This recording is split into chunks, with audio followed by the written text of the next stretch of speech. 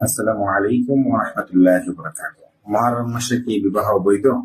এতে কোনো সন্দেহই নেই যে আল্লাহ তাআলা কতক মাস, দিন ও রাতকে অন্যান্য মাস, দিন ও রাতের চেয়ে বেশি মর্যাদাপূর্ণ বানিয়েছেন এবং তাতে ভালো কাজে অধিক বরকত রেখেছেন। কিন্তু কোনো মাস, দিন ও রাত ও কোনো সময়কে অকল্যাণকর বা অশুভ বানাননি। সময় মাত্রই আল্লাহ তাআলার নিয়ামত ও করুণা।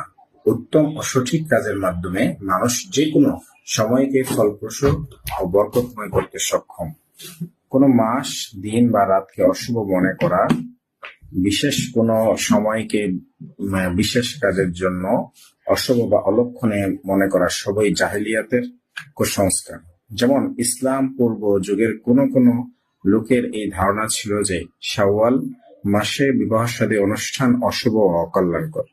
উম্মুল মুমিনিন হযরত আয়েশা সিদ্দিকা রাদিয়াল্লাহু আনহা এই ভিত্তিহীন ধারণাকে এই বলে খণ্ডন করেছেন যে রাসূল সাল্লাল্লাহু আলাইহি ওয়াসাল্লাম আমাকে শাওয়াল মাসে বিবাহ করেছেন এবং শাওয়াল মাসেই বিবাহ রজনী উদযাপন করেছেন, অথচ তার অনুগ্রহ লাভে আমার চেয়ে অধিক সৌভাগ্যবতী স্ত্রী আর কে আছে? সহিহ মুসলিম হাদিস নাম্বার 1420। আল্লাহ সুবহানাহু ওয়া তাআলা আমাদেরকে বিশুদ্ধ হাদিসের উপর আমল করার তৌফিক দান করুক। আমিন।